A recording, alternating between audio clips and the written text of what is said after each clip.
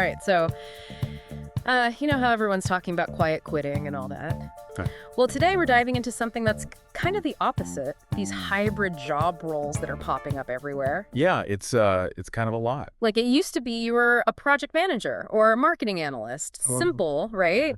Now it's all project manager slash data analyst or marketing manager slash sales lead. Like, are we all just supposed to be superhuman now or something? Well, and it's I mean, there's definitely a lot of pressure on companies to do more with less. Well, sure. And so we're going to unpack this whole hybrid role thing, you know? Yeah. Like, what's driving it? What are the good, bad, and ugly sides of it? And, like, what do you need to know if you're applying for a job like this? Because it seems like they're just going to become more common, right? Absolutely. It's like someone's playing a weird game of mix and match with job descriptions. And Right. I got to be honest, it makes me kind of curious and maybe a little bit worried.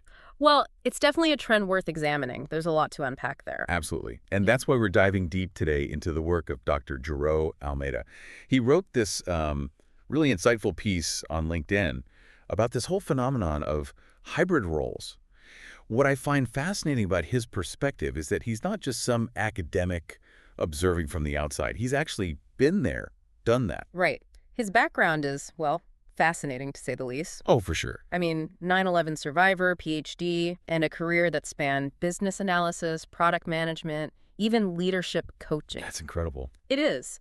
That kind of diverse experience gives him a really unique vantage point to talk about the pros and cons of wearing multiple hats in your career. It really does. And let's face it, we're all seeing more and more of these hybrid roles popping up in our LinkedIn feeds every day. Oh, for sure. So the big question we're tackling today is this: are these hybrid roles the next big innovation in the workplace, or are they just setting people up for burnout and chaos? That's the million-dollar question, isn't it? And Almeida approaches it in a really balanced way. He doesn't shy away from the potential benefits, which are, pretty tempting at first glance. Right. For companies, there's that obvious appeal of saving money by hiring one person to do the work of two. Yeah, I can definitely see the appeal from a budget standpoint. Streamline your team, maybe speed up decision-making with fewer people involved. Right. Plus, let's not forget the struggle companies have finding qualified talent these days. Absolutely. Maybe snagging one multi-talented person seems easier than finding two specialists. Yeah, you get the best of both worlds in theory.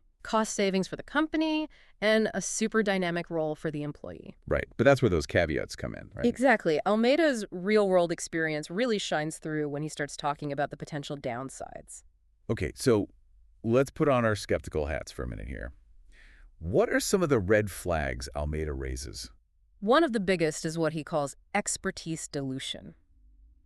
It really makes you think, can someone truly be exceptional at, let's say, both product management and data analysis? Right, you're kind of spreading yourself thin. Right. Or do they end up being just okay at both, which ultimately impacts the quality of their work? That's a really important point. It's about what makes us professionals, Yep. right?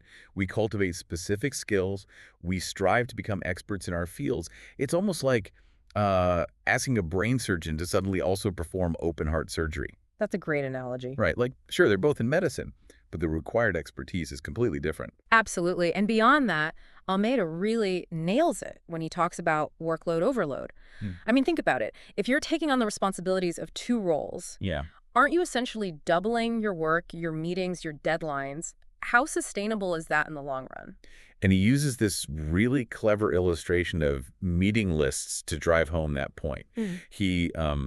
He lays out all the typical meetings a product manager has, then all the meetings for a data analyst. Wow. Then he's like, okay, now imagine one person juggling all of that.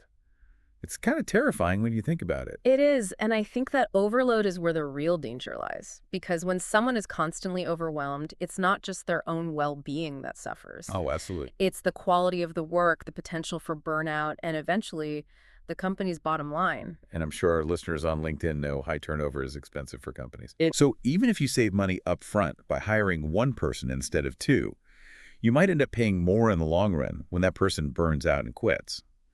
Then there's this other point Almeyda makes about scope confusion. Oh, yeah. That's a big one. It's fascinating. Absolutely. So you're responsible for two different roles, right? But where do the boundaries actually lie? Right. Who's accountable for what? That lack of clarity can just breed chaos and frustration, which isn't exactly conducive to good teamwork. No, it's like asking someone to build a house without a blueprint. without telling them who's in charge of plumbing versus electrical, Yeah. you might end up with something that vaguely resembles a house, but it's probably going to have some serious structural problems down the line. That's a perfect analogy. It really captures the potential for things to go wrong. And the irony is, these hybrid roles are often presented as a way to increase efficiency and agility. It is ironic, isn't it? And that actually brings us to another important point Almeida makes. This whole expertise dilution thing, it doesn't just affect the individual's performance, it can have these ripple effects across entire teams and projects. Oh, yeah, for sure. Like if one person's struggling to stay afloat in this hybrid role, everyone around them is going to feel the pressure. Exactly. It's like this domino effect of overwhelm. And let's not forget the impact on the company's reputation, their bottom line. Right. If projects are constantly delayed or the quality's not there because people are stretched too thin, it can damage client relationships and ultimately hurt the business. It makes you wonder, right? Like, are some companies so focused on saving money in the short term that they're completely missing the potential long-term consequences? I know. It's like trying to save a few bucks on building materials only to end up with a house that's literally falling apart. Right. It's penny wise and pound foolish. Exactly. But in fairness to Almeida, he does acknowledge that there could be some significant long-term benefits to hybrid roles, Okay. especially if they're approached carefully and strategically. Let's take a quick break. Want to equip your child with the skills of top global consultants? Don't let them fall behind. Raising Tomorrow's Leaders, The Consultant's Mindset by Dr. Jareau Almeyda is your guide to fostering essential skills in your children for their lifelong success. Available now on Amazon. Okay, welcome back. So let's shift gears a bit. Let's put on our optimistic hats for a minute. Okay. What are some of the potential upsides that he sees? Well, one of the most interesting arguments he makes is that closer working relationships, let's say between a product manager and a data analyst, could lead to better communication, faster decision-making, and increased efficiency. That makes sense. Think about it. You have two people who are really familiar with both sides of the coin. They can anticipate each other's needs, troubleshoot problems more effectively, and just move projects forward with less friction. It's like instead of having to explain your entire vision every time you talk to someone, Right. you've got this partner who already gets it, can jump straight into problem solving. Exactly. And that streamlined communication could have a huge impact on a team's speed and agility. Imagine making those critical decisions without endless meetings or layers of bureaucracy. I like the sound of that. Right. And let's not forget the benefits for the individual in these roles. Oh, right. Imagine the professional growth that comes with mastering two different skill sets. Yeah, that's pretty attractive, especially if you're ambitious and looking to future-proof your career. Absolutely. But it's crucial to remember those benefits aren't guaranteed. They depend on a few things. First, the person in this hybrid role has to be really skilled and passionate about both areas. Yeah, it's not enough to be good at one and sort of dabble in the other. Right. It's like being bilingual versus just knowing a few phrases in another language. Right. You need that fluency, that depth of knowledge to truly excel. Okay, so real expertise in both. What else? And secondly, they need a supportive environment. Okay. Meaning clear expectations, manageable workloads, and the resources to succeed. Makes sense. If the company's not willing to invest in training, mentorship, work-life balance, even the most talented person's going to struggle. It's about finding that balance between challenge and support. Right. Like, Exactly. Too much challenge, not enough support, burnout city. Right. Too much support, not enough challenge, that's just boring. That's when you get boredom and stagnation. And that's where Almeida's insights become super practical for our LinkedIn listeners. Okay, I love that. He offers some great advice for anyone thinking about applying for one of these hybrid roles. Okay, so brass tacks. Yeah. What are some key questions LinkedIn users should be asking themselves and potential employers when they're exploring these opportunities? First and foremost, does this role really align with my interests and my long-term career goals? It's easy to get seduced by a fancy title or a bigger paycheck. Yeah. But if your heart's not in it, you're setting yourself up for disappointment. Because it's not just about adding skills to your resume, right? Right. It's about finding work that you actually enjoy. It is. If you're genuinely excited about mastering two disciplines, that's going to fuel your success. But if you're just chasing money or a resume boost, you're probably going to burn out pretty quickly. Makes sense. So genuine interest, check. What else? The second big question, what are the company's expectations for this role? Okay. You need to be crystal clear on their deliverables, work hours, performance metrics, all of it. So there's no surprises down the line. Exactly. Otherwise, it's like setting off on a road trip with no map, no destination. Right, you're just wandering aimlessly. You might enjoy the scenery for a bit, but eventually you're going to feel lost and frustrated. Yeah, that's a good way to put it. Mm-hmm. So clear expectations, got it. Anything else? And this is where it's so important to be assertive during those interviews. Oh, absolutely. Don't be afraid to ask those tough questions. Like what kinds of questions? How are they going to address the potential for expertise dilution and workload overload? Mm-hmm. Those are important. Exactly. What support systems are in place? What training opportunities are available? How will they measure your success? It's not about being confrontational. It's about advocating for yourself. Exactly. You need to understand what you're getting into. Right. Know your worth. And this is where Almeyda's experience as a leadership coach is so valuable. Oh, yeah. He stresses the importance of open and honest conversations with potential employers about your expectations, your strengths, and your areas for growth. It's about finding a company that values what you bring to the table and is willing to invest in you. Absolutely. And it's about being realistic about your own capacity. Okay. It's perfectly fine to say, hey, I might need some extra training or support to succeed here. Yeah. In fact, that self-awareness is a sign of strength, not weakness. It's like going to the gym for the first time. Okay. You're not going to try to bench press 200 pounds right off the bat. Right. You start with a weight that challenges you, but is still achievable. You gradually work your way up. Exactly.